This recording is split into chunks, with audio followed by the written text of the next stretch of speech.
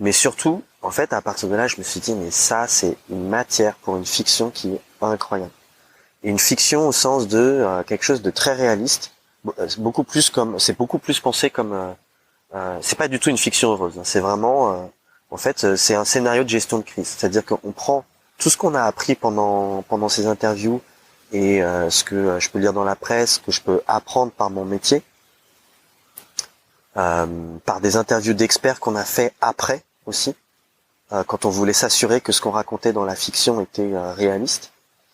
Et on s'est dit, en fait, on va se mettre en 2026, en juin 2026. Et en fait, il s'est passé ce truc très bizarre qui est que le début de notre histoire correspondait au début de la canicule précoce de juin.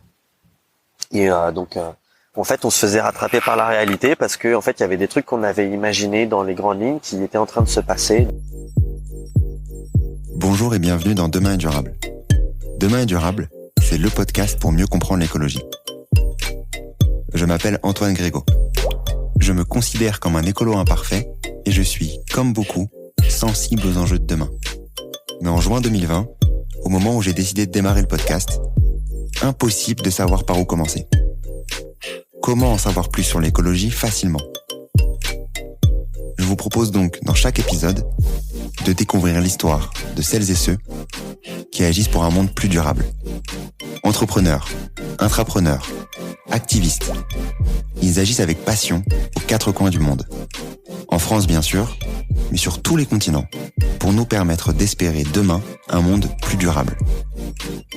Quelles sont leurs solutions ? Pourquoi ont-ils décidé de se lancer ? Quels sont leurs conseils pour agir à notre échelle ? Écouter, lire ou s'éduquer sur ces enjeux, c'est déjà agir pour un monde plus durable, car il nous permet d'en parler avec conviction autour de nous. C'est ce que j'espère vous apporter lors de chaque épisode. Si vous souhaitez soutenir ce mouvement, et si vous aimez le podcast ou l'épisode du jour, n'hésitez pas à taguer Demain est durable sur LinkedIn ou sur Instagram, ou à me laisser un commentaire sur votre plateforme d'écoute préférée.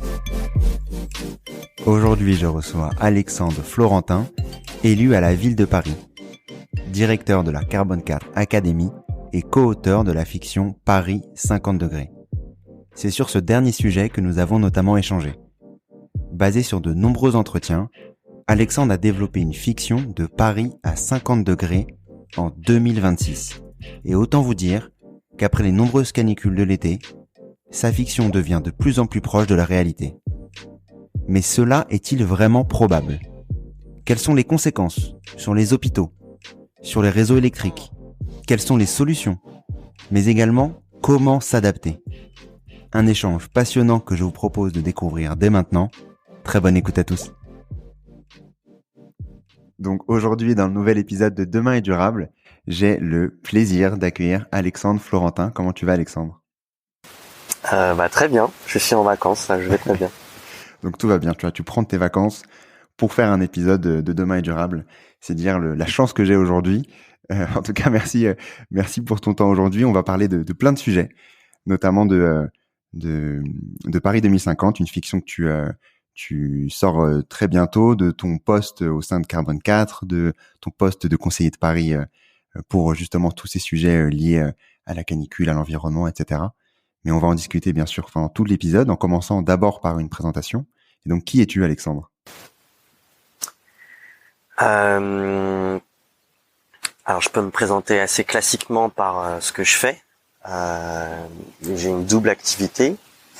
La première, c'est que je travaille dans un cabinet de conseil qui s'appelle Carbone 4 et dont je suis directeur du centre de formation que j'ai créé il y a 2 ans, qui s'appelle la Carbone 4 Academy, et dont l'objectif, en fait, c'est d'armer intellectuellement et en termes d'outils des gens qui travailleraient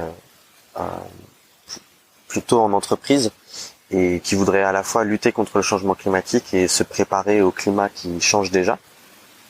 Donc ça, c'est ma première activité, et j'étais dans ces milieux-là. J'ai fait toute ma carrière, en fait, dans des cabinets de conseil spécialisés dans ces sujets, à travailler plutôt pour des grands groupes, un peu pour des collectivités territoriales, en France et au Brésil notamment, où j'ai bossé là-bas pendant 2 ans. Et par ailleurs, depuis 2 ans, je suis élu à la ville de Paris à 2 niveaux, parce que Paris, comme Lyon et Marseille, a à la fois des mairies d'arrondissement et une mairie centrale. Et je suis conseiller municipal dans la mairie du 13e arrondissement, en charge des questions liées au climat. Et au niveau central, je suis ce qu'on appelle un conseiller de Paris, qui est une sorte de... faut s'imaginer une assemblée, un peu comme l'Assemblée nationale, en plus petit. On est 163 et on délibère de toute la politique parisienne. Et ce serait un peu comme si moi j'étais député là-dedans, avec par ailleurs des gens qui seraient dans l'exécutif et qui donc on appelle des adjoints et qui seraient statutairement, enfin si tu veux l'équivalent de ministre. Mais voilà, moi je suis côté pouvoir législatif à la mairie centrale. Donc voilà, c'est les deux choses qui m'occupent beaucoup. Et par ailleurs, j'adore la musique. Je vis par et pour la musique, notamment tout ce qui est jazz, salsa, funk, samba. J'ai fait beaucoup de musique dans ma vie, j'en fais toujours et c'est quelque chose qui m'anime beaucoup. Ok, très bien. Comment est-ce que tu passes de le sujet consulting, etc., que tu continues bien entendu, hein, à l'envie d'aller faire de la politique en tant que telle? D'abord, l'envie d'aller faire de la politique, elle m'est venue de mon activité de conseil chez Carbone 4, qui a été fondée par Alain Grandjean et Jean-Marc Jancovici, qui sont des gens... Donc ensuite, ils ont été rejoints par un troisième associé qui s'appelle Laurent Morel. Et en fait, tous les trois n'ont qu'un demi-pied chez Carbone 4. Ils font beaucoup d'autres choses par ailleurs, qu'on pourrait qualifier de politique au sens de participer aux discussions de la vie de la cité. Donc moi ça fait 7 ans que je suis chez Carbone 4 et donc j'ai été un peu imprégné de cette culture-là, du fait que notre cabinet de conseil, il a vocation en fait à avoir à être une voix dans le débat public. Et moi un constat que je faisais dans mon activité de conseil, c'était que je rencontrais beaucoup de gens dans le secteur privé qui étaient pleins de bonne volonté, qui avaient envie de changer les choses, qui essayaient de se faire bouger leur gros paquebot, mais que en fait si les règles du jeu ne changent pas, ils y arriveront pas, quoi. Et ça, les règles du jeu, c'est en politique que ça se change. Et donc ça me trottait un petit peu dans la tête, mais j'avais pas osé en fait. Et puis en fait j'avais jamais eu l'opportunité, j'avais pas rencontré les bonnes personnes jusqu'à ce que ça se fasse et que je me dise ok, allons-y. Donc pour moi c'était assez naturel, si tu veux, en termes d'envie. Ce qui n'a pas du tout été naturel, c'est en termes de savoir-faire et de savoir-être, où là c'était un saut dans l'inconnu et clairement j'étais pas du tout préparé. Concrètement, qu'est-ce qu'on te demande au quotidien dans ce poste-là, avant de passer sur les sujets plus environnementaux, sur qu'est-ce qu'on te demande au quotidien pour peut-être projeter aussi les auditeurs auditrices qui souhaiteraient aussi peut-être aller dans ce monde-là, aider la cité, comme tu disais?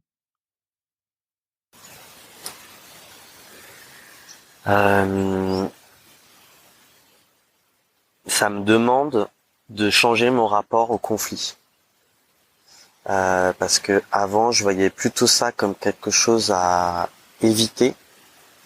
Et donc notamment en travaillant beaucoup sur les relations interpersonnelles pour voir où est-ce qu'il y a pu y avoir des malentendus, comment arrondir les angles, etc. Tandis que là, en fait, il y a une forme de théâtralisation du conflit. Et donc ça me demande d'apprendre à vivre avec, d'accepter que c'est aussi comme ça. C'est pas la seule voie, mais c'est aussi comme ça que ça se passe. On aura peut-être l'occasion de parler d'une initiative que j'ai lancée qui, elle, est pas tournée sur la culture de la conflictualité, mais plutôt un mode de création du consensus. Mais mon challenge, il est clairement par rapport au conflit. Et parfois,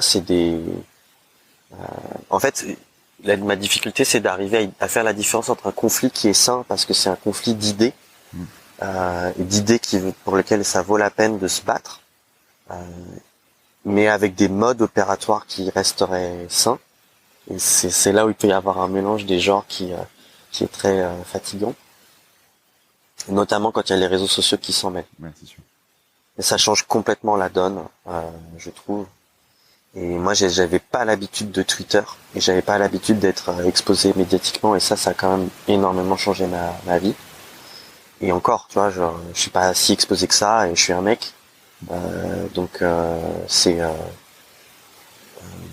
une chose de savoir que c'est un espace violent, c'en est une autre de le vivre de l'intérieur. Et donc ça, en fait, pour bien vivre tout ça, en fait, ça nécessite que je sois encore plus ancré dans ma cause et dans le pourquoi je fais tout ça.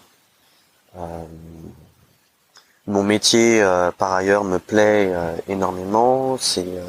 J'ai des collègues qui sont formidables, mais je sais que le combat politique, il doit être vécu par certaines personnes, et je me dis, j'y vais beaucoup par sens du devoir,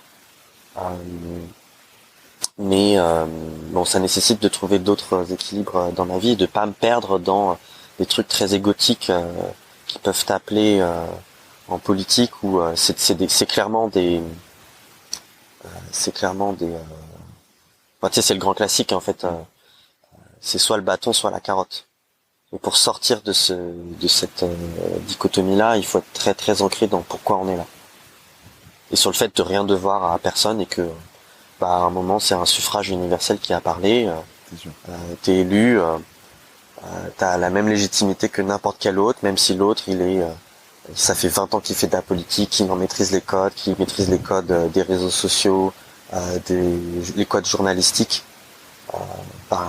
Ouais, en fait moi je viens avec ce que je pourrais qualifier par rapport à la moyenne. Je viens avec une très grande expertise sur la lutte contre le changement climatique et l'adaptation au climat qui change déjà. Et donc ouais, en fait je suis légitime. Et c'est ça la beauté de la démocratie, c'est que en fait n'importe qui est tout aussi légitime que moi ou que d'autres c'est une question d'implication et d'éthique, je trouve. Donc ouais, ça me chamboule beaucoup cette expérience politique, mais c'est la cause qui me maintient, qui me donne beaucoup d'énergie. Et puis en 2 ans, il y a énormément de choses qui se sont accélérées et pas dans le bon sens. C'est sûr qu'en plus, je crois que tu as démarré en début 2020, c'est ça? Si je me trompe pas. C'est ça, mi-2020. Donc oui, donc du coup, c'est une période qui est pas facile d'un point de vue épidémique et d'un point de vue bien entendu environnemental, sur quoi on va discuter dès maintenant pour parler un peu plus de tes valeurs, de ton pourquoi, comme tu le disais juste avant.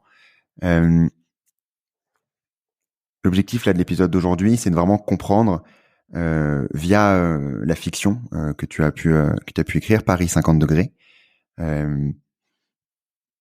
qu'on puisse du coup parler de l'adaptation des villes au changement climatique, de l'impact du changement climatique sur les villes. Déjà sur cette fiction-là, est-ce que tu peux nous la présenter et pourquoi tu as décidé d'écrire une fiction sur cette thématique? Ouais.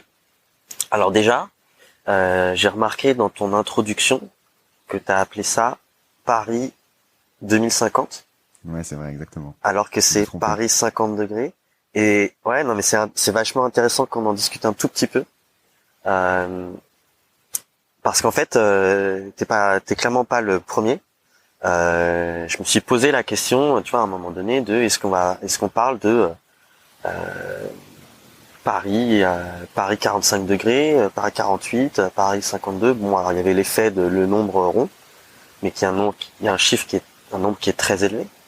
Et surtout, en fait, ce que je constate, c'est que on a toutes et tous envie de penser que c'est pour 2050. C'est vrai que c'est pas si proche que ça, alors que si, malheureusement. Ouais. Voilà. Et Donc voilà, je voulais dire ça en introduction parce que tu vas voir, ça va faire écho avec d'autres choses. Donc pourquoi une fiction? Déjà parce que moi c'est un mode qui me parle. Euh, j'ai pu moi j'adore Isaac Asimov. Il y avait quelqu'un qui a un compte Instagram qui s'appelle Dire le Bise, qui écrivait des fictions extrêmement courtes que je trouvais vachement intéressantes. T'as aussi la série, je crois que ça s'appelle L'Effondrement. Je suis un consommateur de séries, de livres, de fiction, et, et en fait toutes ces sources d'inspiration, ça faisait longtemps que ça me trottait dans la tête, et pas tout seul. J'en discutais avec des amis sur est-ce qu'on écrit des fictions positives dans lesquelles on se serait adapté. L'idée, elle était revenue pendant la campagne des municipales sur est-ce qu'on pourrait, au lieu d'écrire juste un programme à la con, est-ce qu'on pourrait écrire des fictions sur un Paris à 2030 pour montrer ce qu'on a réussi à mettre en place. Est-ce que ça a changé? J'avais commencé à lancer un collectif qui s'appelait Paris Cocotier, justement pour raconter des tranches de vie dans un Paris qui se serait adapté. Donc c'est quelque chose qui revenait à mon esprit. Et sachant que voilà, c'est pas il y a rien d'original en fait dans le fait d'écrire des fictions politiques plus ou moins réalistes, plus ou moins positives. Mais moi c'est un mode qui me parlait à moi d'abord. Ensuite, j'ai, dans le cadre de mes fonctions d'élu dans le 13e arrondissement, et avec le soutien du maire, j'ai mené, avec une petite équipe, une quarantaine d'entretiens d'acteurs du territoire pour savoir comment ils ont vécu les canicules précédentes. Et on avait pris comme excuse la canicule de 2019, et je t'expliquerai pourquoi, et comment ils se préparent aux canicules suivantes. Donc pourquoi 2019? Parce que contrairement aux précédentes, elle était plus courte, mais plus intense en température. Et donc moi je voulais savoir si il s'était passé des choses qui s'étaient pas passées sur les canicules de plus basse intensité mais de longueur plus grande, de durée plus longue. On a interviewé des commerçants, une école, un EHPAD, un hôpital, les pompiers, beaucoup de services de la ville, dont les services funéraires par exemple, qui avaient été beaucoup chamboulés en 2003.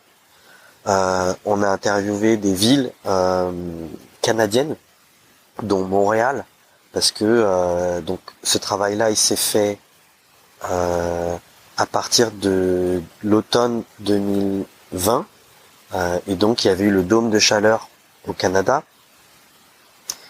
On a interviewé des gestionnaires de réseau, donc c'est pas spécifique au 13e arrondissement, mais dont le 13e arrondissement dépend, donc les transports, l'électricité, l'eau, les télécommunications, etc., etc. Et donc on en a tiré un joli rapport que j'ai énormément de mal à finir, parce que c'est très chiant, je trouve, comme mode d'écriture. On en a des messages clés que dont je pourrais te parler, mais surtout, en fait, à partir de là, je me suis dit, mais ça, c'est une matière pour une fiction qui est incroyable.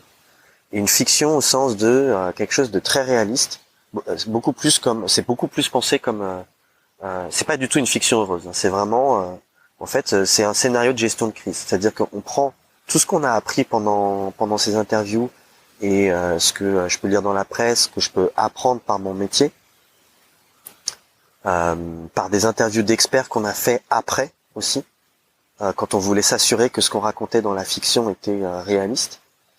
Et on s'est dit, en fait, on va se mettre en 2026, en juin 2026. Donc ça, c'est ce qu'on s'est dit en février 2021. En février de cette année, on s'est dit, voilà, on va positionner la canicule en juin 2026. Elle va durer 3-4 semaines et elle va avoir un pic à 50 degrés. Donc tu vois, ça fait le lien avec ce que je disais sur 2050. En fait, on considère qu'il va se passer quelque chose qui va surprendre tout le monde, et ce qui explique qu'on n'est pas du tout prêt.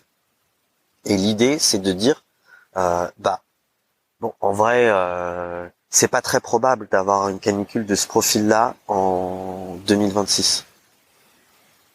Mais au moment où, parce que donc on l'a publié au jour le jour, c'est-à-dire que là on a fait une pause parce que c'était trop fatigant d'écrire tous les jours, mais on a commencé à écrire je crois que c'était le 30 ou le 31 mai, et en fait ça correspondait à un jour de mai en 2026. Et puis donc il y a tout un mois avant où t'as genre les scientifiques qui disent attention, il va se passer quelque chose. Ça commence par aussi une carte de Météo France d'alerte qui est publiée puis qui est dépubliée et qui est republiée plus tard avec un message beaucoup plus calme. Et donc on met de la politique aussi là-dedans et on imagine comment le gouvernement réagirait face à quelque chose auquel clairement il s'est pas préparé, il nous a pas préparé. C'est pour ça que c'est aussi une fiction politique.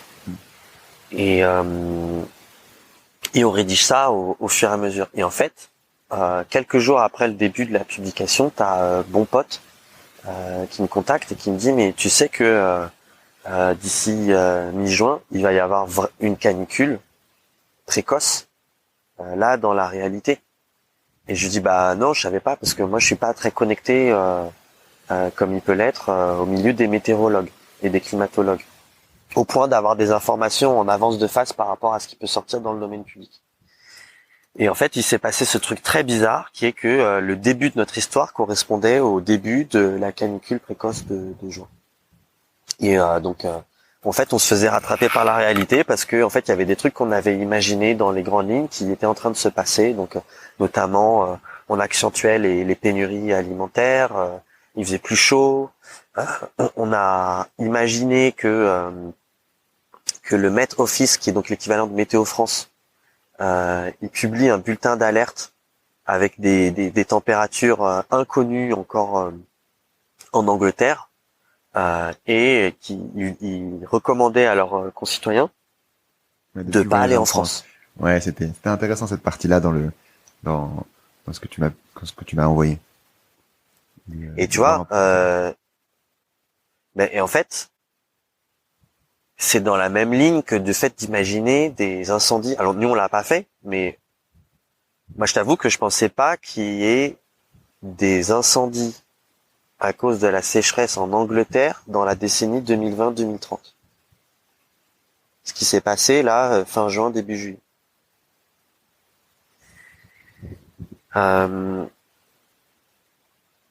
Donc voilà, tu vois, ça c'est des trucs où on était proche de la réalité. Il y en a où on était carrément sur ce qui s'est passé.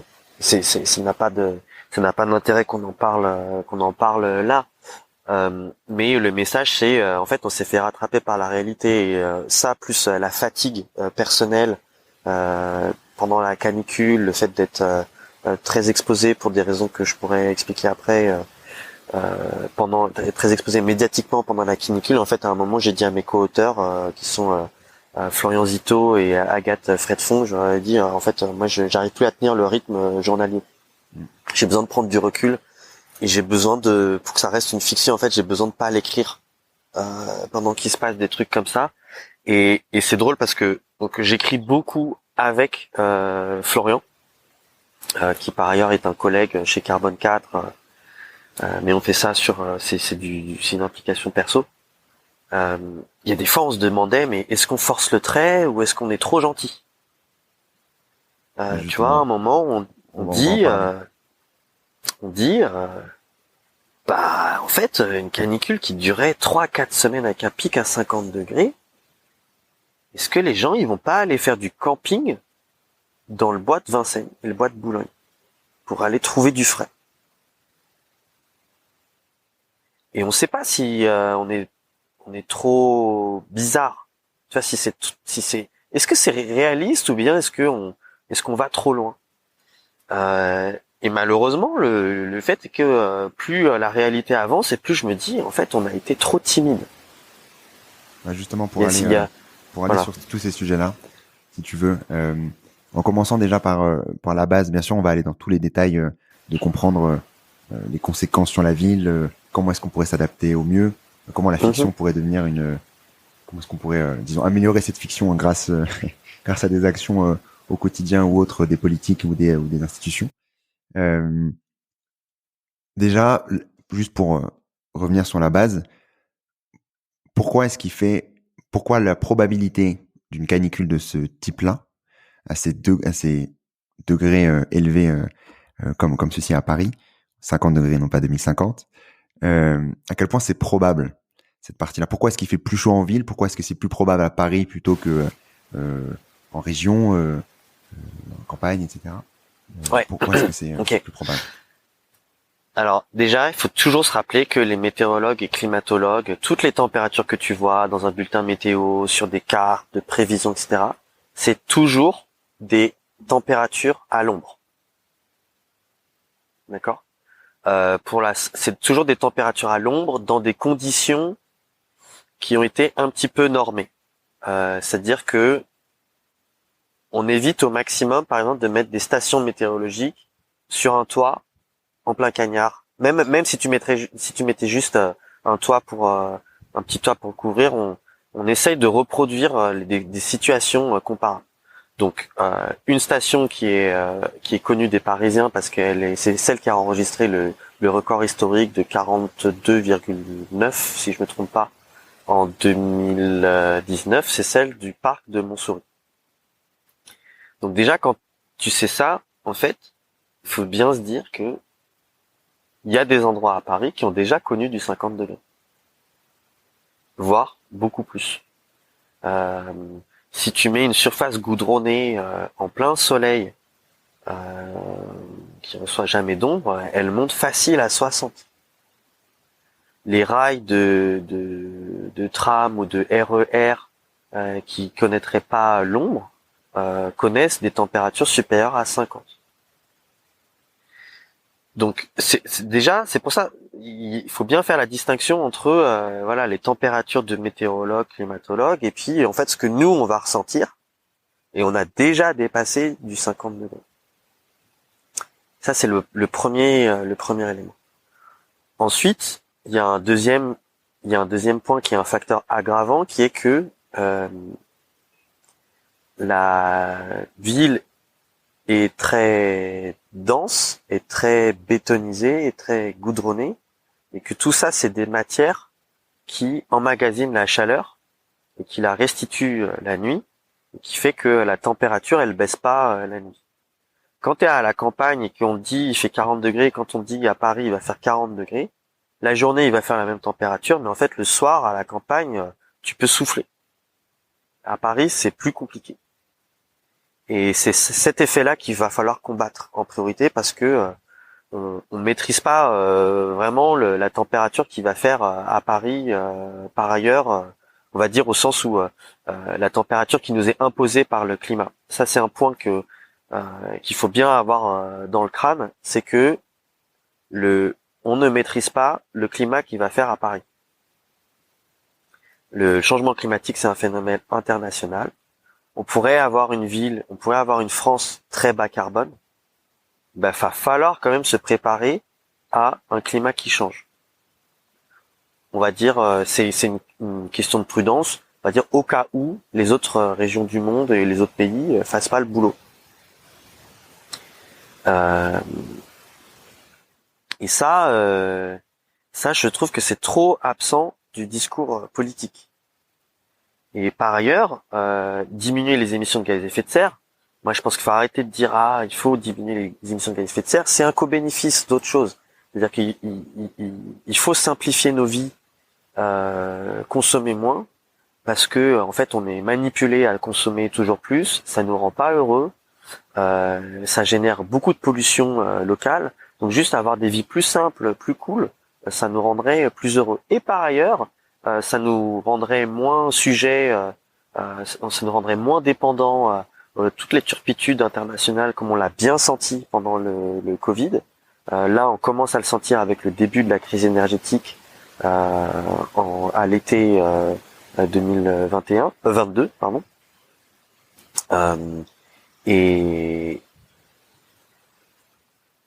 Et il faut qu'on se prépare à tout ça en même temps qu'on se prépare à un climat qui change.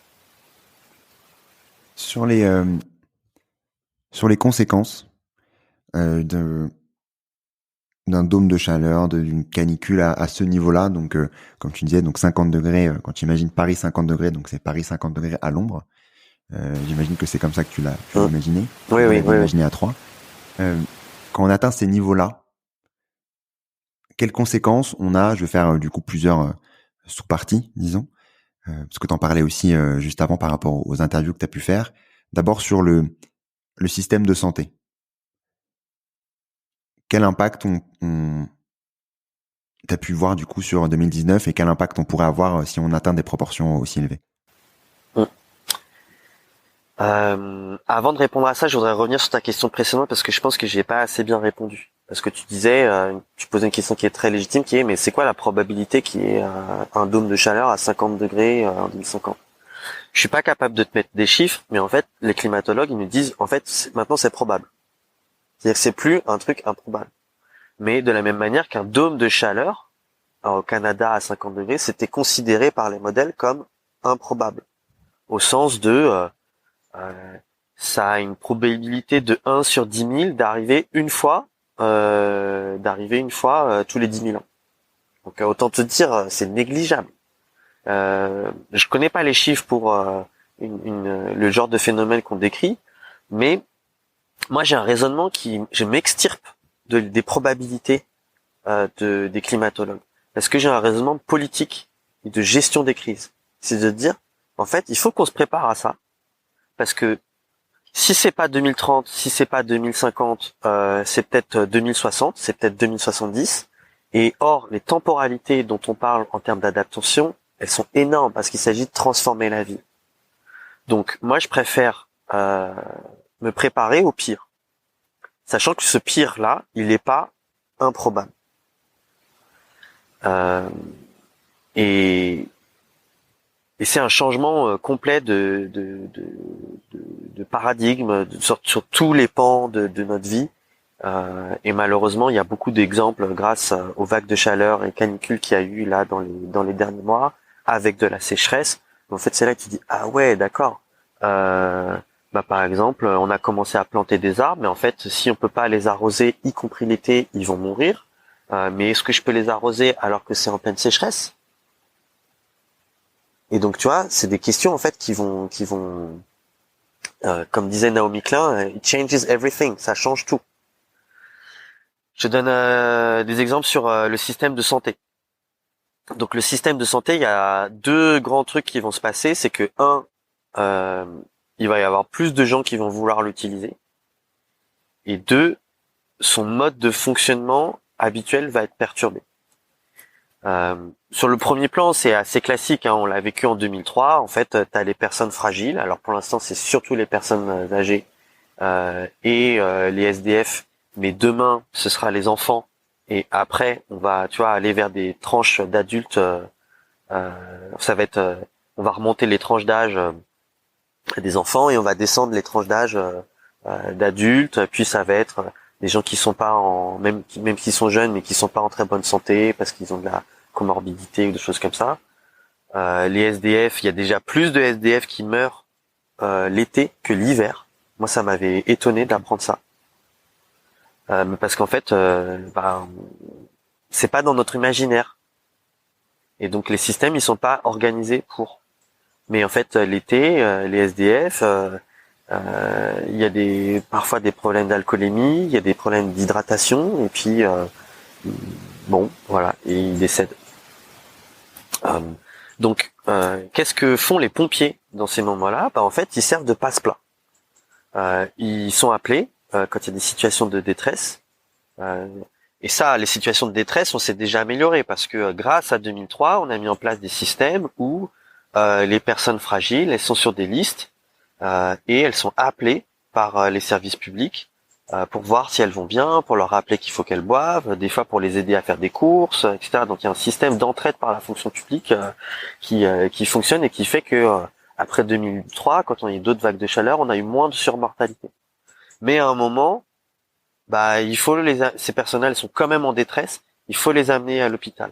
Et ça, les pompiers, ils le voient, c'est-à-dire qu'ils ont leur nombre d'interventions qui augmente.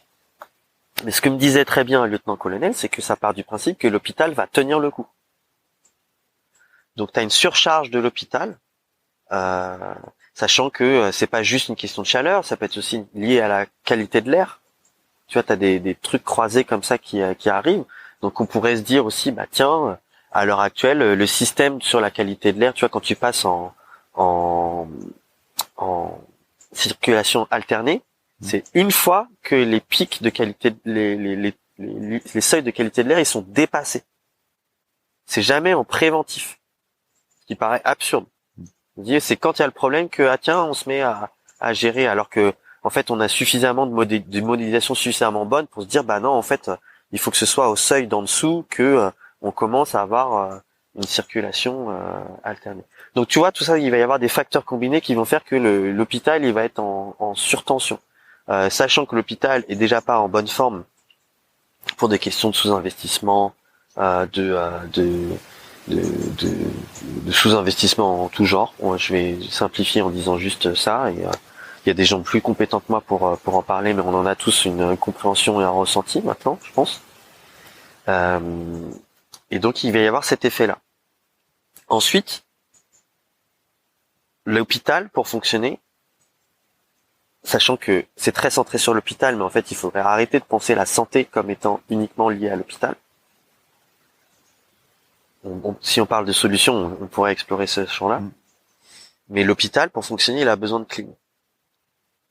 En général, c'est pas des bâtiments qui sont avec une bonne performance thermique l'hiver comme l'été.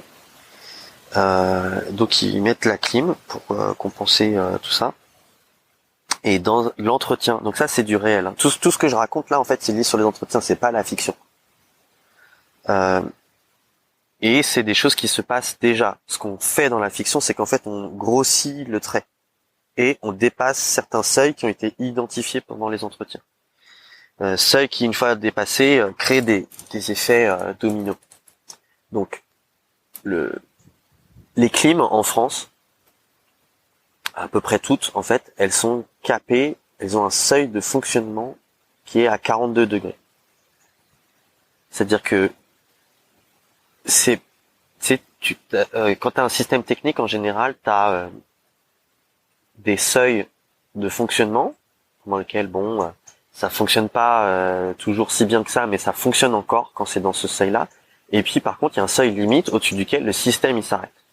Et ce que j'ai appris dans un entretien, c'est que dans l'hôpital en question, mais en fait ma compréhension c'est que c'est le cas pour tous les systèmes de clim, c'est qu'ils sont pas censés fonctionner au-dessus de 42-43 degrés.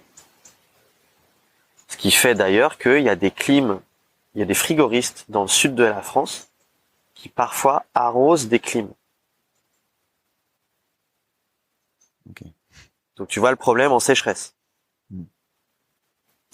Et alors donc au moment où ça c'était je pense, si je devais retenir un moment de tout ce travail pendant des mois d'entretien, un moment où là je me suis dit waouh, ok, en fait c'est beaucoup plus grave que ce que je pensais, c'est quand dans cet entretien là on apprend qu'il y a ce seuil et je commence à creuser donc avec le directeur de l'hôpital et je pense que c'était le directeur, je me souviens plus bien, mais c'était peut-être le directeur des services techniques généraux. Et je leur demande, mais qu'est-ce qui se passe si le système il s'arrête? Il dit si le système s'arrête, il y a plus de clim dans l'hôpital. Ok, mais s'il y a plus de clim, qu'est-ce qui se passe? C'est de l'inconfort qu'on pourrait pousser jusqu'à de la surmortalité parce qu'il y a des gens fragiles qui auraient beaucoup trop chaud, qui seraient hospitalisés. Mais surtout, il y a le directeur qui dit oui, et puis on est censé arrêter le bloc opératoire. Parce que, et alors ça je l'ai compris après, en fait, le système de clim, sans doute qu'il est couplé au système de ventilation, et si tu respectes pas certains seuils de certaines plages de température au bloc opératoire, en fait t'es hors protocole et donc tu dois arrêter d'opérer. Et il me dit ça comme s'il n'y avait pas de problème. Je fais oui, mais en fait si vous n'êtes pas le seul hôpital et que c'est tous les hôpitaux qui ont ce problème-là, qu'est-ce qui se passe? Je comprends bien qu'on peut déprogrammer des opérations comme on l'a fait pendant le Covid, mais va y avoir toujours des opérations d'urgence. Et il me dit oui, c'est vrai. Et en fait, c'est marrant parce que dans la pièce, je sens qu'il y a un ange qui passe où en fait, on se dit, waouh, la vache, en fait, c'est un gros problème. Et il me dit, bah ouais, on n'y avait jamais réfléchi, mais ça nous intéresse de travailler avec la mairie pour se préparer à ce genre d'éventualité parce qu'en fait, ils remettaient pas du tout en cause le changement climatique et ils savaient que ça allait arriver et en fait, ils ont compris qu'ils étaient pas du tout prêts. Et ça, c'est quelque chose on tire le fil dans la fiction. On tire le fil dans la fiction où à un moment, on imagine une directrice d'hôpital qui dit, bah en fait, on est passé en mode hôpital de guerre, on est hors protocole pour plein de choses. On a mis des lits de camp à l'extérieur de l'hôpital parce que on a la chance dans cet hôpital-là, qui est un hôpital imaginaire, mais c'est le cas de pas mal d'hôpitaux, ils ont des cours intérieurs un peu arborés. Mais sinon, ouais, ils doivent fonctionner hors protocole dans notre fiction parce qu'on n'est pas prêt. Et ça, moi, j'ai un peu peur qu'on soit pas si proche de la réalité, qu'on soit pas si proche qu'on soit pas si loin de ce qui pourra arriver dans 1 ou 2 étés, quoi. C'est vrai que si tu pousses à l'extrême tout ce qu'on a pu voir pendant cet été, qu'on peut voir dans d'autres continents qui pourraient aussi nous ressembler. Bon, il y a d'autres, je suis pas météorologue du tout, mais on peut imaginer en effet que ce type de situation puisse arriver, d'autant plus 42, 43 degrés, c'est pas si inimaginable, quoi. C'est pas 50 degrés, ça reste des températures qui vont, à mon avis, être atteintes assez récemment. Je crois que c'est 22 assez vite, 22 jours de canicule d'ici 2050, quelque chose comme ça à Paris. Donc bref, c'est des situations en effet qui très probablement vont arriver, et donc en effet de comprendre comment s'adapter, on en parlera juste après. Des solutions. On en a déjà eu 14 rien que sur la canicule de juillet. 14 jours de canicule. Tu vois, pour se dire en fait c'est proche. Ouais, non, et ça c'est la moyenne. À chaque fois ces chiffres-là c'est des moyennes. C'est-à-dire qu'après on peut avoir des extrêmes. C'est pour ça, tu vois, je reviens à cette histoire de à quel point c'est probable ou c'est pas probable. En fait, si moi je pense vraiment qu'il faut se préparer au pire. C'est sain de se préparer au pire sur ce genre de situation, parce que à minima ça nous prépare au long terme. Voilà. Dans le pire des cas, en fait, on se prépare trop tôt. C'est pas comme si tu voulais te préparer au pire par rapport à, j'en sais rien, une guerre mondiale nucléaire. Tu dirais bon, ok, il faut creuser des bunkers, trucs comme ça, mais enfin bon, vraiment, est-ce que la probabilité que ce truc arrive, bon, tandis qu'avec le changement climatique, la probabilité, plus tu vas loin dans le temps, elle est là. Donc, je pense que c'est sain d'avoir cette préparation. Mais je crois que je t'ai coupé. Tu voulais qu'on parle d'autres systèmes que la santé pour explorer, c'est ça? Non, mais ouais, pour parler juste, pour aller au plus global, parce qu'en effet, il y a la santé dans la fiction. Il y a également l'éducatif, il y a le transport qui est aussi intéressant dans ce que tu parles, dans ce que tu cites dans la fiction. Mais le global en soi, ce qui va aussi faire fonctionner nos institutions et les différentes sous-parties, c'est le réseau électrique. Dans la fiction, tu parles notamment d'un bug à ce niveau-là, enfin de dysfonctionnement au niveau électrique. Pourquoi ça peut arriver, ce type de situation en période de canicule? Alors, il y a plusieurs raisons. Déjà, à Paris, il y a un réseau électrique qui est très très particulier parce qu'il est enterré. Tu vois, je sais pas si tu avais déjà remarqué en te baladant à Paris, mais tu vois pas de câbles électriques. Ils sont enterrés.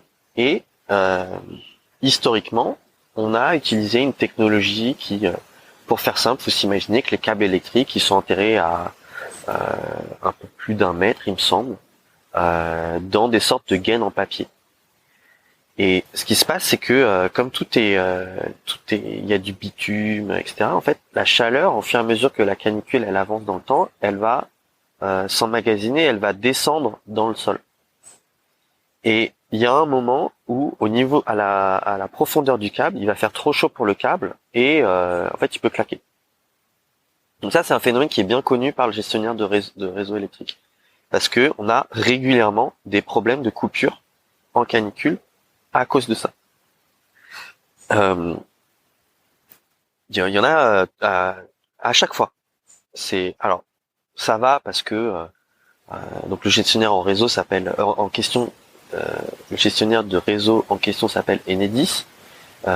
Ils ont l'habitude de savoir fonctionner. Ils connaissent le problème, ils l'ont mappé, ils savent intervenir. Donc l'autre fois, je voyais, parce que quand tu es à la mairie, tu as des petits bulletins d'alerte dès qu'il y a un problème dans la ville.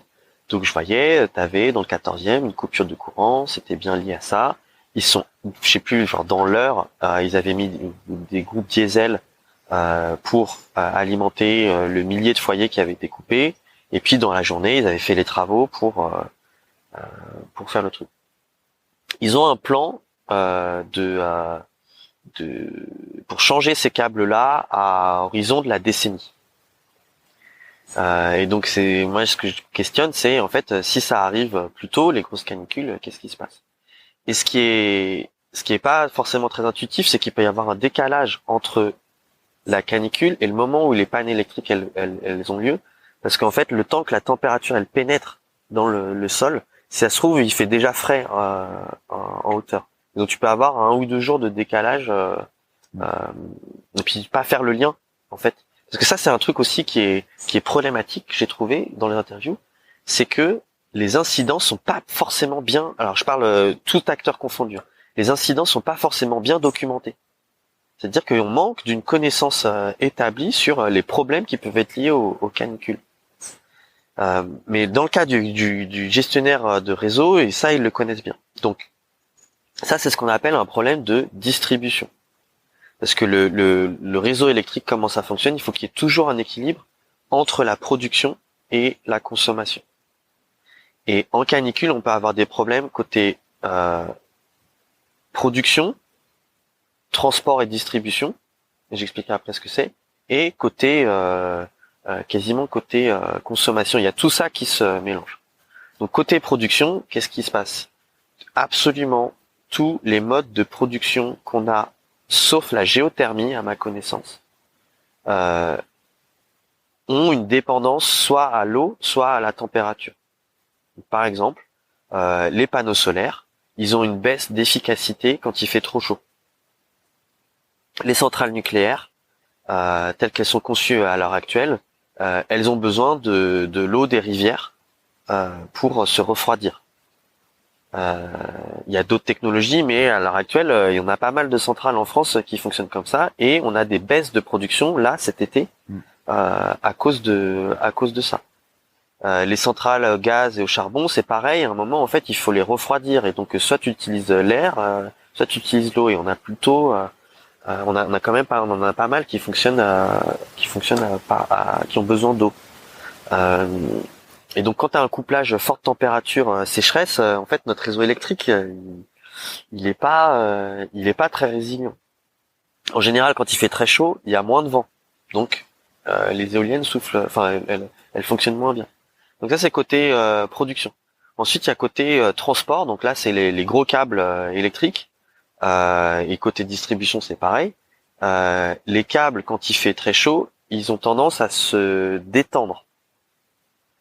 Et quand ils se détendent trop, ça enclenche des mécanismes où pour éviter en gros qu'ils touchent le sol et que ça crée des coupures non souhaitées, en fait tu coupes le courant avant. Il y a des mécanismes pour pallier à ça. Et donc ça, c'est important à savoir sur le réseau de transport, mais c'est aussi un de transport électrique, mais aussi pour le réseau de transport ferré, parce que en gros, faut penser à la SNCF comme c'est le plus gros consommateur d'électricité en France, mais c'est aussi le plus gros réseau électrique. Et donc, si ils ont des problèmes sur leur réseau électrique, pour les raisons que je viens d'expliquer, t'as un problème sur le réseau de transport. Donc voilà, ça c'était, on a parlé production, transport et distribution. Et il y a un enjeu aussi côté consommation, parce que de plus en plus on s'équipe en climatiseur, parce que c'est la solution la moins chère avec le retour le plus efficace. On a de la chance que créer du froid, c'est moins énergivore que créer du chaud. Donc, on a de la marge par rapport à toutes nos capacités. Notre réseau électrique, il a été dimensionné pour faire face aux pics de froid. Donc, on a du temps avant d'avoir des problèmes vis-à-vis des pics de chaud. Mais si en fait tu cumules tous ces problèmes-là, il y a un moment, la question, elle va se poser. Donc, c'est pour ça en fait, on a une course contre la montre pour faire en sorte que plutôt que de mettre des climatiseurs à tout va, on mette des volets à Paris. Si tu te balades, tu verras que tous les immeubles n'ont pas de volets, alors que c'est le moyen le plus simple de se protéger de la chaleur extérieure. C'est de faire en sorte que la lumière, elle rentre pas dans la journée. Donc on pourrait faire ça, mais il faut y aller très vite parce que autant quand il fait chaud l'hiver, bon, tu mets un pull. Quand il fait trop chaud l'été, à un moment t'as pas le choix, tu mets de la clim.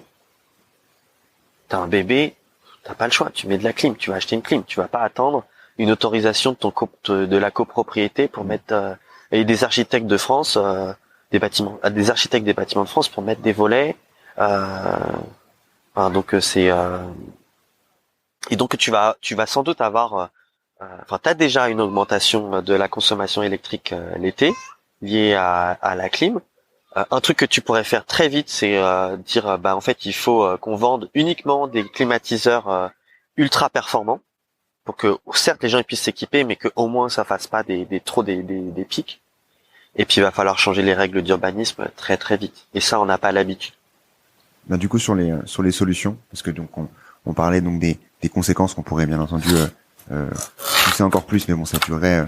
On a plein de sous-conséquences, etc. Je partagerai bien entendu le lien de la fiction que vous avez pu faire sur LinkedIn ou d'autres endroits. Donc conséquences sur le système de santé, le système éducatif, les transports, le réseau électrique, sur l'homme aussi bien entendu, la biodiversité aussi, on en parle peu, mais c'est aussi un gros sujet de penser aussi à cette partie-là. Faut toujours y penser beaucoup plus. Sur le comment on fait pour s'adapter en fait à tout ça.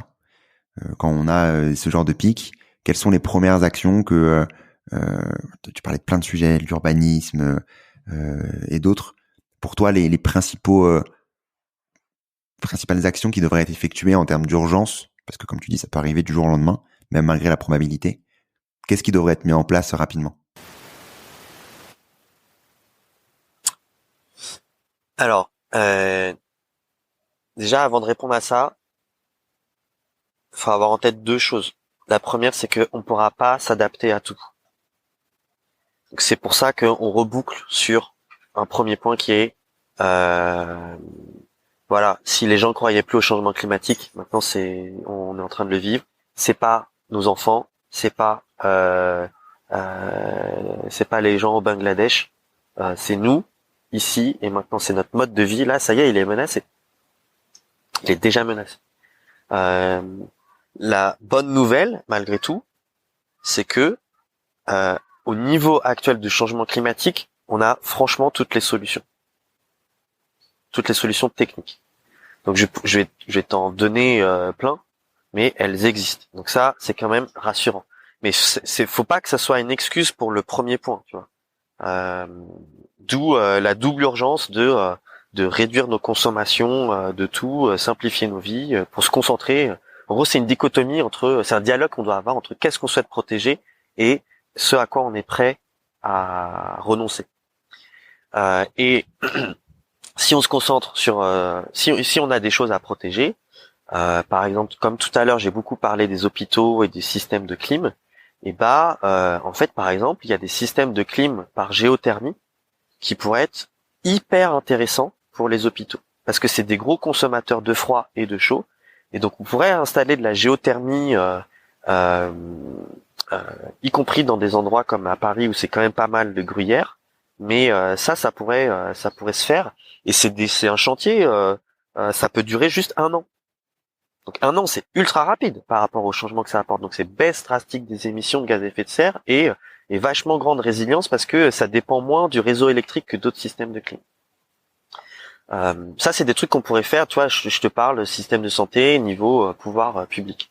Un autre truc que les pouvoirs publics pourraient faire, et je me concentre à Paris, puisque je suis élu là-bas, on n'aurait pas la même discussion si c'était ailleurs. Notamment, on a un tout petit sujet sur l'agriculture en France, mais à Paris, il faut débitumiser. Je rentre même pas dans la discussion de est-ce qu'il faudrait moins de voitures parce que les voitures, en fait, ça apporte de la chaleur. En plus, notamment l'été, c'est des problèmes de qualité de l'air, etc. Mais même si on se disait on garde le même nombre de véhicules, en fait, il faudrait débitumiser les places de parking. Ça, c'est un truc. Franchement, ça coûte pas grand-chose de mettre des sortes c'est même pas de la pelouse exactement, mais en fait, il y a plein de solutions techniques qui existent pour à la fois que l'eau de pluie puisse s'infiltrer mieux et en même temps ça reste une place de parking si on veut que ce soit le cas. On va avoir un énorme sujet à Paris sur les toits. Donc, les toits de Paris, c'est les toits en zinc, c'est les aristochats, c'est un patrimoine culturel d'une certaine manière, il y a un attachement émotionnel à ça. Le problème, c'est que si on touche pas les toits, dans quelques années, en fait, il y a une partie de Paris sous les toits qui va devenir insalubre. Parce qu'il va y faire trop chaud une partie de l'année. Donc, qu'est-ce qu'on fait par rapport à ça? C'est là où tu vois, on va entrer par le débat technique. Je vais te parler des différentes solutions qui existent. Mais en fait, après, ça devient un débat politique, organisationnel, financier. Donc, la première solution, c'est on fait rien. Si on fait rien, techniquement, parce que on hiérarchise d'abord la question du patrimoine et de la conservation du patrimoine avant toute chose. Les propriétaires de ces biens-là, il faut qu'ils sachent que la valeur de leurs biens, elle va diminuer. Voire à un moment, on leur interdira de louer parce que ce sera insalubre. Est-ce qu'on veut ça? Je sais pas. Autre solution, on peut repeindre les toits en blanc. Il y a plein de solutions de peinture qui d'ailleurs ça marche très bien sur les surfaces planes, supermarchés, hôpitaux. Tu mets ce truc-là parce que en fait, quand tu as une surface qui est plus claire, elle emmagasine moins la chaleur. C'est pour ça que les rues du sud du pourtour méditerranéen, elles sont tous les bâtiments, tout est plus clair. C'est pas juste par rapport aux matériaux du coin, en fait, c'est parce qu'ils ont bien compris que ça emmagasinait moins la chaleur. Donc, tu pourrais faire ça. Le problème, c'est que ça change vachement l'aspect visuel et puis tous les 10 ans, il faut le refaire. Autre solution, tu pourrais changer les matériaux qui sont utilisés. Donc, tu enlèves le zinc et puis tu mets des trucs qu'on va retrouver à Marseille ou à Toulouse. Bon, alors là, ça change vachement l'aspect. Ça change le poids.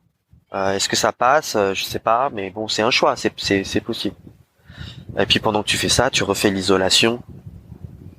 Et donc tu gagnes et en confort l'été et en facture énergétique l'hiver. Et ça, c'est un enjeu quand même qui va augmenter. Autre solution, tu fais comme à Venise, tu installes des terrasses légères sur ces toits. Et là, moi, c'est la solution qui est la plus séduisante pour moi, non pas en tant qu'élu, mais en tant que Parisien, parce que je me dis, waouh, t'imagines, d'un seul coup, les toits deviennent un nouvel espace de vie, de jeu, de réception, tu peux y mettre des petits potagers, ça peut être des espaces de socialisation. Il peut se passer quelque chose. Voilà, ça c'est des solutions techniques. C'est quoi du coup ces terrasses, juste pour que je comprenne. En fait, c'est-à-dire que tu conserves la surface en zinc, mais tu viens mettre par-dessus une toiture, une terrasse légère en bois. Et en fait, si tu veux, cette toiture-là, elle fait un isolant supplémentaire, c'est-à-dire que ton toit en zinc, il n'est pas directement frappé par les rayons du soleil. En Italie, ils ont ça, notamment à Venise. Et personne se dit que les toits de Venise sont moches. C'est pas les mêmes toits. Mais on en revient sinon l'autre alternative, c'est on fait rien et voilà. Parce que les solutions que tu viendrais isoler par l'intérieur, elles sont pas satisfaisantes sur le long terme. voilà, là je parle des toits, mais en fait, tu vois, il faudrait prendre absolument tous les pans de notre vie et se dire, bah, qu'est-ce qu'on veut garder, qu'est-ce qu'on est prêt à lâcher, et dans ce qu'on veut garder, c'est quoi les solutions techniques, mais quels choix on doit faire, des choix d'adultes, de renoncer à quelque chose pour mieux préserver quelque chose d'autre. Et tu vois bien que si je parle juste des toits pour bien illustrer, bah derrière, il y a une question de, ok, admettons que cette histoire de terrasse vénitienne, on se dise, on a eu un débat démocratique, c'est ça qu'on veut. Bah derrière, il y a une question de savoir-faire. Il y a une question de main-d'œuvre qualifiée, pas juste en conception, mais en réalisation. Ensuite, il va y avoir une question de matériaux. Est-ce qu'on a les matériaux pour faire tout ça? Ou alors ça va entrer en concurrence avec quoi? Tout ce bois-là, par exemple. Bon bah voilà, on remet une couche sur quel choix on veut faire, ce à quoi on est prêt à renoncer. Est-ce que je sais pas moi, admettons que ça entre en concurrence avec le bois pour la construction d'immeubles, est-ce qu'on se dit bah en fait bon, Paris est suffisamment dense, on va arrêter de construire même si c'est des constructions en bois.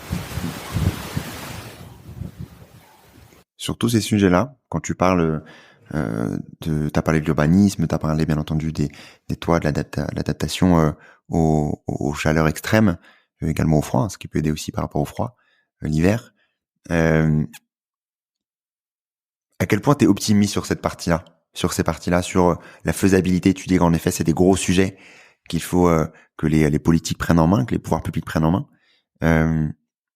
Quand tu vois, toi, de l'intérieur, la différence entre ce que tu peux voir en entreprise, ce que tu peux voir de l'intérieur depuis 2 ans maintenant, à quel point tu te dis que des sujets comme ça aussi, qui paraissent beaucoup plus complexes que ce que tu disais juste avant sur la climatisation en géothermie, qui, à mon avis, ne seront pas non plus si faciles à mettre en place, à quel point c'est envisageable ce genre de choses?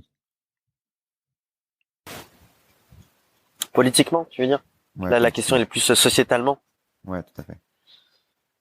Alors déjà, on est bien clair sur le fait qu'on parle d'une révolution et que c'est une révolution du type haussmannienne. Tu vois, c'est-à-dire que d'un seul coup, l'aspect de la ville en 10, 20, 30 ans, il change radicalement.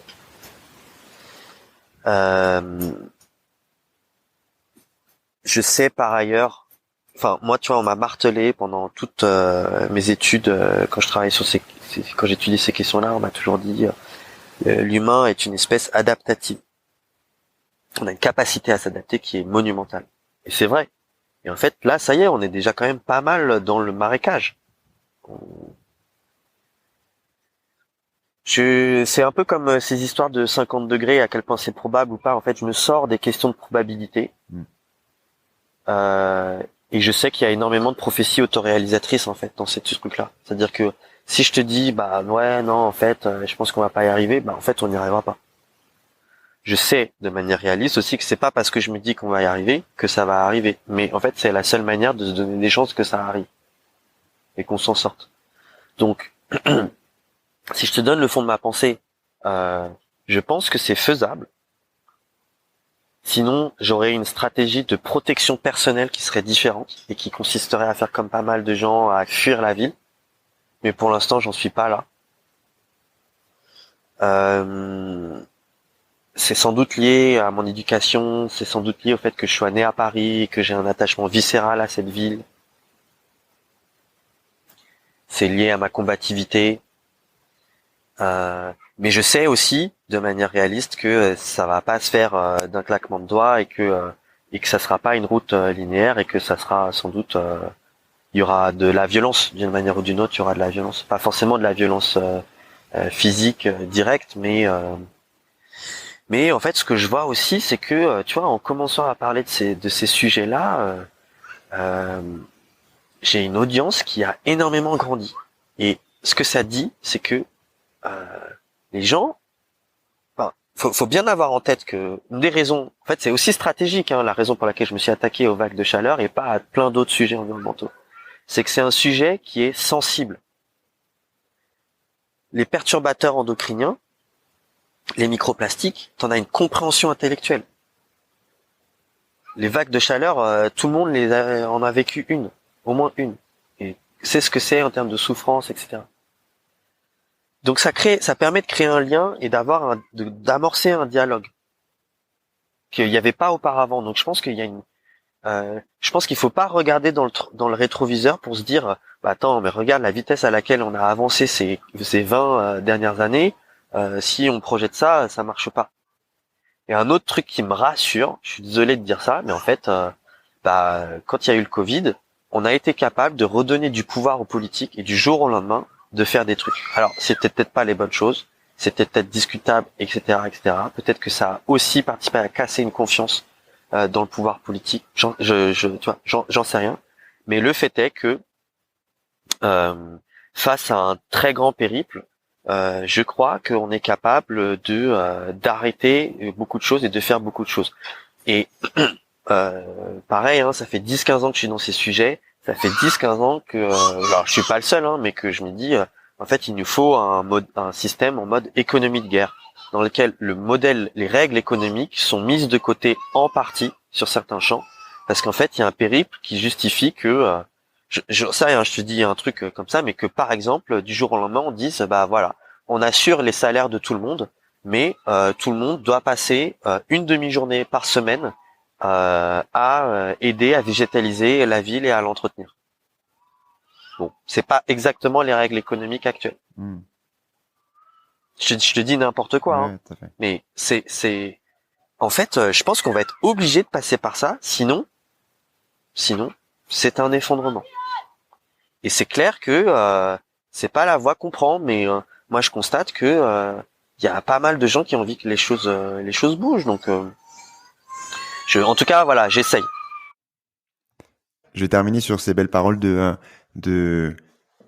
d'optimisme, hein, en soi. Et, il faut l'être. C'est l'objectif aussi du podcast, de parler des enjeux, mais aussi de comprendre que il y a encore des choses à faire, beaucoup de choses à faire, beaucoup trop.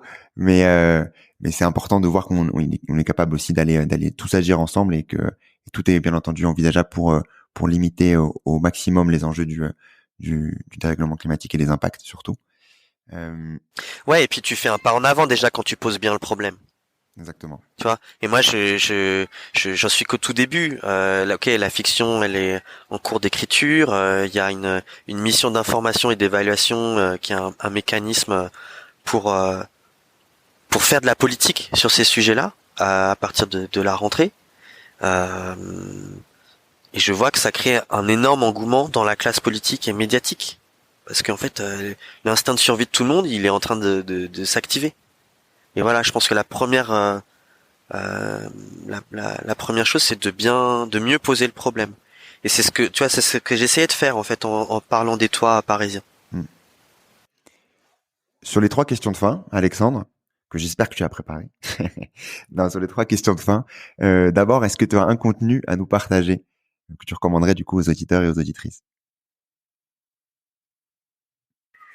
Alors moi, il y a un livre qui m'a beaucoup touché dans les 2 dernières années, qui s'appelle Manière d'être vivant, de Baptiste Morisot.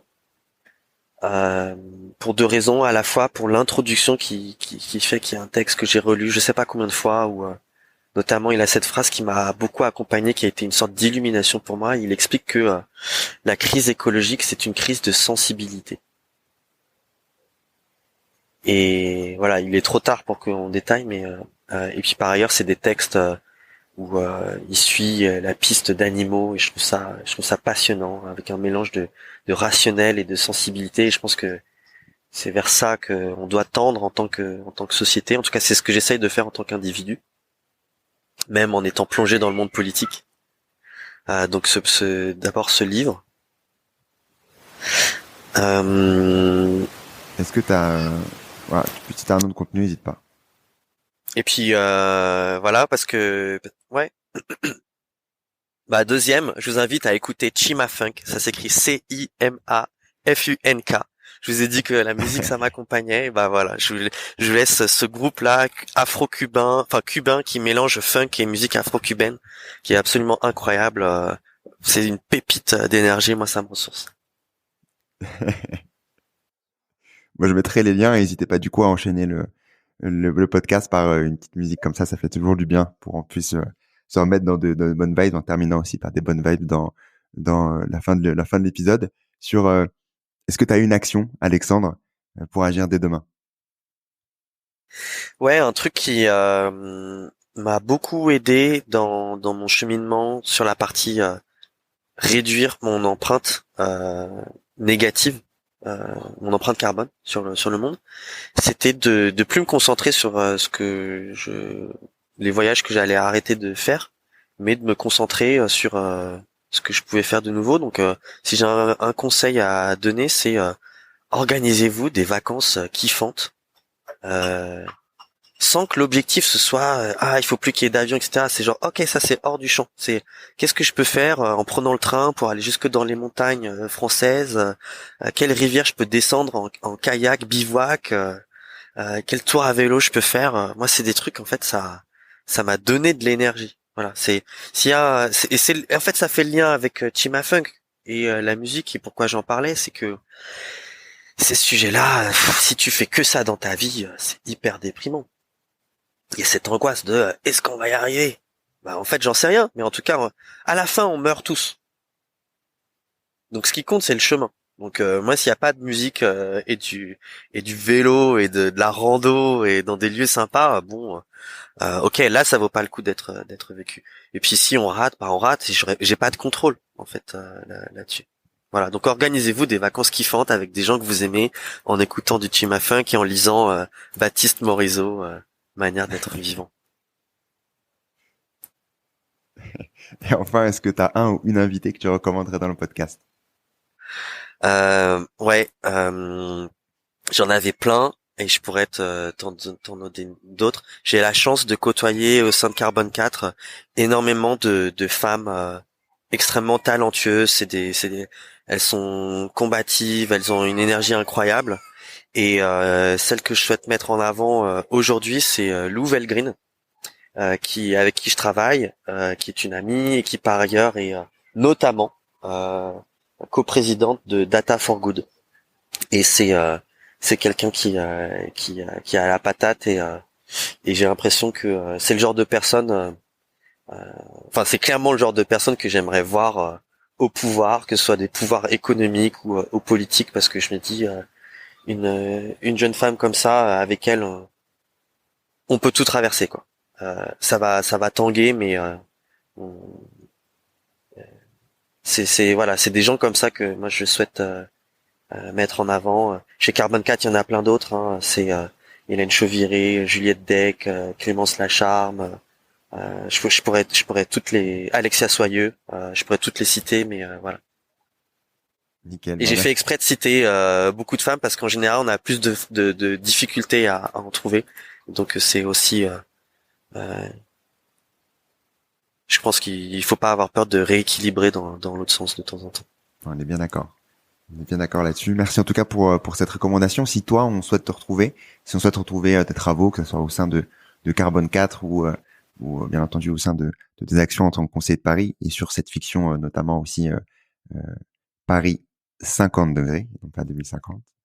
Je me rappellerai celle-là, hein. T'inquiète pas, là, je m'en tromperai plus. Ouais, mais tu vois, le fait de l'avoir explicité comme ça rend les choses plus claires, je pense. Où est-ce qu'on peut te retrouver du coup, Alexandre?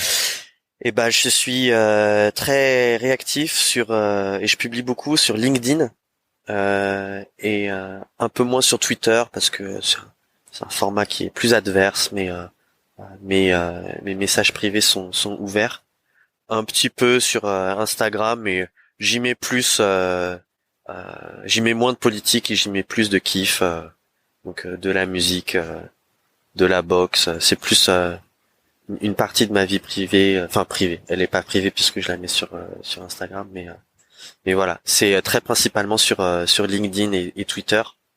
Et n'hésitez pas à me contacter en message privé. J'essaye au maximum d'y répondre, non pas pour plutôt pour des collaborations, et de moins en moins malheureusement pour des interactions personnelles, pour discuter parcours, carrière, etc. Malheureusement, j'ai trop de sollicitations dans ce genre-là, mais voilà, à partir de la rentrée, je vais avoir beaucoup de choses à faire autour de Paris à 50 degrés, et toutes les aides sont les bienvenues. quel que soit votre domaine d'expertise ou si vous avez aucune expertise mais de la bonne volonté, il y a des choses à faire et je réfléchis beaucoup à comment à organiser des collectifs parce que je reçois de plus en plus de demandes d'envie d'aide et ça me fait du bien. C'est non négligeable. Ça aussi c'est un truc, que ce soit par rapport à moi ou par rapport à d'autres personnes. En fait, à partir du moment où tu es exposé médiatiquement et sur les réseaux sociaux, tu te prends des trucs mais genre d'une violence incroyable et donc le moindre message de soutien, mais vous pouvez pas savoir comme ça donne de l'énergie, mais pour 10 messages de merde quoi. Donc faites-le avec les gens, tous les gens que vous appréciez. Hésitez pas quoi. Je l'avais jamais fait avant. J'avais peur que ça fasse, tu vois, fanboy ou que les personnes elles prennent le melon et tout. Mais en fait, je vois, moi j'ai pas du tout l'impression de prendre le melon. J'ai l'impression qu'en fait juste ça me booste par rapport à la violence. Donc voilà, c'est une petite action très simple. De soutien des gens qui font des gens cool que vous aimez bien, bah ouais, dites-le en fait. Parfait. Bah, je mettrai bien sûr tous les liens et n'hésitez pas à envoyer un message à Alexandre à la fin de l'épisode si vous avez apprécié. Non, même si bien entendu je mettrai. Ou des critiques constructives. Des critiques constructives, elles sont vachement appréciées aussi. C'est vraiment une question de ton. Exactement. En tout cas, merci beaucoup Alexandre, merci pour ton temps et il y a de grandes chances qu'on se reparle dans quelques années sur l'autre sujet, Carbone 4, sur la formation, etc. On n'a pas pu l'aborder aujourd'hui, mais on se reverra, il y a pas de doute là-dessus. On aura une version 2. Merci Alexandre. Bah avec grand plaisir, hein, parce que les enjeux sont immenses, que ce soit la fonction publique, le privé, l'éducation supérieure, etc. Il y a de quoi faire. Voilà. Ce sera avec grand plaisir.